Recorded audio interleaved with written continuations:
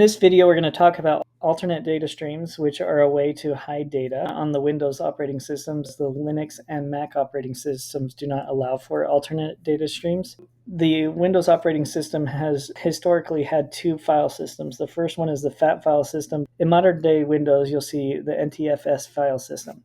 Essentially, what you have is a file with an extension, and it's going to have attributes associated with this that are going to be like the metadata for that particular file. In the FAT file system, we just have the data that is part of that file, whereas in the NTFS file system, we're going to have the mainstream, which refers to the actual data in the file. But additionally, in the NTFS file system, it has security streams as well as alternate streams.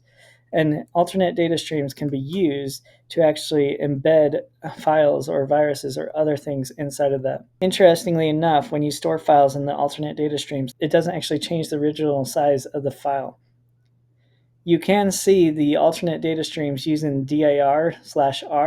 So dir is like ls, but on the Windows device, and /r is going to allow you to see those alternate data streams. So as an ADS example, we can also use the echo command, just like what we've done on Linux, to put specific text inside of that file. So we say echo, and then we could do our last name and then course, and then use our standard out to put that inside of a file called ads.txt.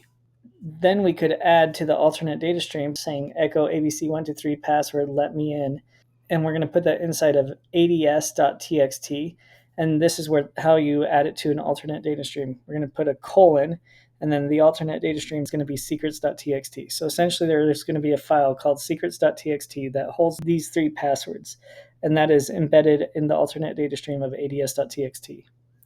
Alternatively, you could create the secrets.txt file itself already, and then use the type command, which takes the contents of a file and then puts them inside of another file. Now, if you look at the alternate data stream, you'll notice that the secrets.txt file is not visible, but you can still open it using like notepad ads.txt : secrets.txt, or using more to be able to show that code in the actual command line. So on Windows, I'm going to show you the example I just talked about. So the first thing that I'm going to do is go inside of my searches folder, and then I'm going to go ahead and echo Ormond BIA inside of that ads.txt. We'll go ahead and do a dir, and we can see that ads.txt exists inside of that. So I'll go ahead and echo those passwords into the ads file. So I'm echoing them into the ads.txt. Specifically, we're going to add it to the alternate data stream, in this case, secrets.txt. Now, if I do more and then do standard input ads.txt and then secrets.txt, you'll notice that those passwords do exist inside of that file. I can show you with dir that the only file that shows up is ads.txt, and the total byte size, as you saw above, was 13 bytes, but below it is still 13 bytes. Now, if I do dir/r, you'll see that the secrets.txt shows up as an alternate data stream, and it has 27 bytes as its file size. So now I want you to do is a learning activity on alternate data streams. So you'll need access to a Windows computer to do this. So either use a friend or family members, or go to a lab or library near you. Then open the command prompt with administrative privileges and do the following. So try this on your own, pause the video, and come back to compare your answer. All right, welcome back. So here's the command prompt, and with administrative privileges, I'm going to navigate to the directory of my choice. I'm going to navigate to the searches directory that I was on previously. I will go ahead and echo my last name into a new file called ormond.txt. Now if I do dir, you'll see that file has been created. I'm now going to copy the contents of notepad.exe, the executable, into the same directory. So here's the link to notepad.exe. I'm going to add a period, which means copy that into the current directory. Then I'm going to type the contents into the alternate data stream. So to do that, I'm going to do notepad.exe, put that inside of ormond.txt, add a colon, and then I'll put that inside of a file called notepad.exe.